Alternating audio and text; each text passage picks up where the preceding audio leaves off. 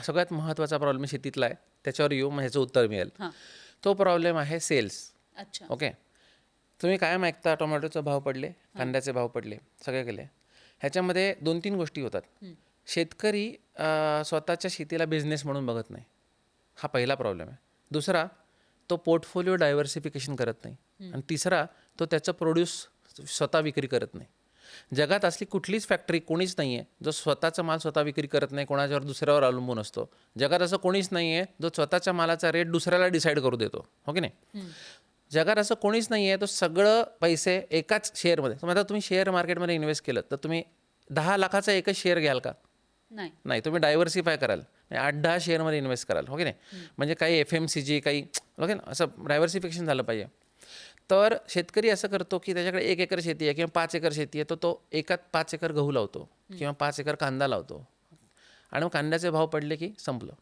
Okay, तर diversification. आणि तिसरं, तो विक्री करायला कुठे जातो? तो मंडीत. ओके, जर त्यांनी स्वतः हे विक्री करायची ठरवली तर तुम्हाला एक सांगतो की एका एकरामध्ये फक्त 15 क्विंटल गहू होतो. तोही आता कमी व्हायला लागला, 10-12 क्विंटल व्हायला लागला आहे. एका घरी 12 किलो गव्हाची ॲव्हरेज रिक्वायरमेंट आहे. म्हणजे जसा माणूस श्रीमंत होतो तसा कमी गहू खातो. गरीब माणसाला 24-25 किलो गहू महिन्याला लागतो, श्रीमंत माणसाला 8 किलो गहू महिन्याला लागतो, ॲव्हरेज 12 किलो गहू महिन्याला लागतो, वर्षाला 1.5 क्विंटल गहू लागतो. 10 अपार्टमेंटमध्ये एका एकराचा गहू संपतो. जर क्लिनिंग ग्रेडिंग करून दिलं तर संपतो.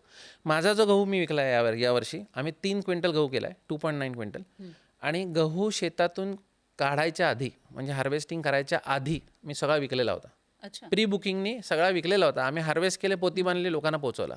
ओके, म्हणजे तुम्ही ऑनलाईनची मदत घेतली? हा, ऑनलाईनची नाही, नुसती मदत घेतली. आम्ही मंदिराबाहेर बसून भाज्या विकलेल्या आहेत, मी आणि माझ्या पत्नीने.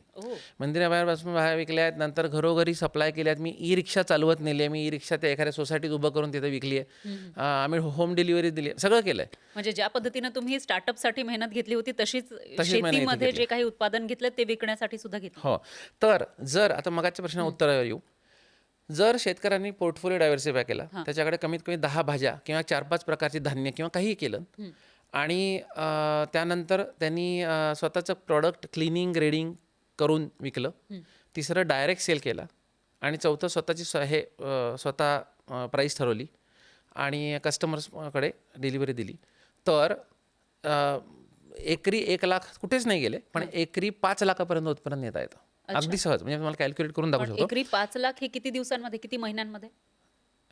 हे पर मंथ म्हणतोय मी. अच्छा, एवढं सुद्धा नेता येतं. तुम्हाला गंमत सांगतो मी आत्ता काही दिवसांपूर्वी एक व्हिडिओ केला. 10 गुंठे जमीन आहे त्या माणसाकडे, माझ्या चॅनलवर व्हिडिओ येतो. 10 गुंठे जमीन आहे, संपूर्ण विकतचा चारा आहे. तो माणूस आधी मजुरी करायचा, आता दूध काढतो. रोजचं 320 लिटर दूध आहे, पूर्ण फॅमिली काम करते.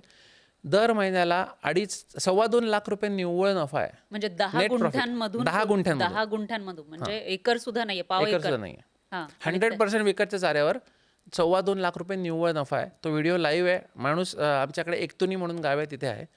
जर इच्छा असेल तर तिथे प्रचंड पॉसिबिलिटीज आहेत. आत्ता मी असे खूप व्हिडिओ केले आहेत. मोगरा शेतीतून रोज 3,000 रुपये मिळवणाऱ्या व्यक्तींचा मी व्हिडिओ केला आहे. रोज 3,000 रुपये नेट प्रॉफिट. नेट 3,000 रुपये नेट प्रॉफिट म्हणजे 90,000 रुपये महिना झाले. 1 लाखाची सॅलरी झाली जवळजवळ, थोडंसं हे करून. अशा कितीतरी व्यक्ती समाजात आहेत, आणि रडणारे शेतकरी तुम्हाला दिसतात, पण असे कर्तबगार शेतकरी तुम्हाला दिसत नाहीत. हा प्रॉब्लेम. त्याच वेळेला असंही होतं की बऱ्याचशा वेळेला शेतीमालाचे भाव खालीवर होत राहतात, त्याचाही फटका शेतकऱ्यांना बसतो. मग याच्यासोबत कसं डील करायचं? ओके, सगळ्यात पहिले डायव्हर्सिफिकेशन केलं की हे लक्षात घ्या की एखादा शेअर पडला तर दुसरा शेअर वर असतो. तसंच जर तुम्ही डायव्हर्सिफाईड असाल तर समजा यावर्षी कांदा पडला आहे तर दुसरा माल वर असतो. ते एक गोष्ट आहे. पण दुसरी गोष्ट अशी आहे की जर शेतकऱ्यांनी गटाने येऊन काम केलं, म्हणजे 5 शेतकरी आले, त्यातला एक शेतकरी शहरात जाऊन दर आठवड्याला एका शेतकऱ्याचा नंबर आहे, तो शहरात जाऊन विकतोय, आणि बाकी शेतकरी शेती बघतायत. असं जर केलं तर तुम्ही स्वतःचे रेट स्वतः ठरवू शकता. आता माझ्या भाज्या अख्खं वर्षभर 100 रुपये किलो आहेत. अच्छा, आम्ही मार्केट बघतच नाही. प्रत्येक भाजी 100 रुपये किलो आहे, प्रत्येक जोडी 20 रुपये जुडी आहे. म्हणजे आपली मेथी किंवा पालक किंवा हे. आम्ही लोकांना असं म्हणतो की जर भाजी खराब निघाली आमची तर भाजी तुमची पैसे परत. म्हणजे क्वालिटी माल द्यायचा. शेतकरी नाही, बरेच भाजी विक्रेते असं गोष्ट करतात की तुम्ही जोडी उघडली की आतमध्ये सळकी असते.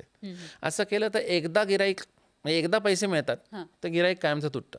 हां. त्याच्यामध्ये विश्वासार्हता खूप महत्त्वाची आहे. तुम्हाला खूप महत्त्वाचं आहे की तुम्ही इतकं क्वालिटी माल द्यावा, इतकं व्यवस्थित विश्वासाने लोकांनी तुमच्याकडून घ्यावं की ह्यांचा माल म्हणजे 100% डोळे झाकून चांगलाच असेल.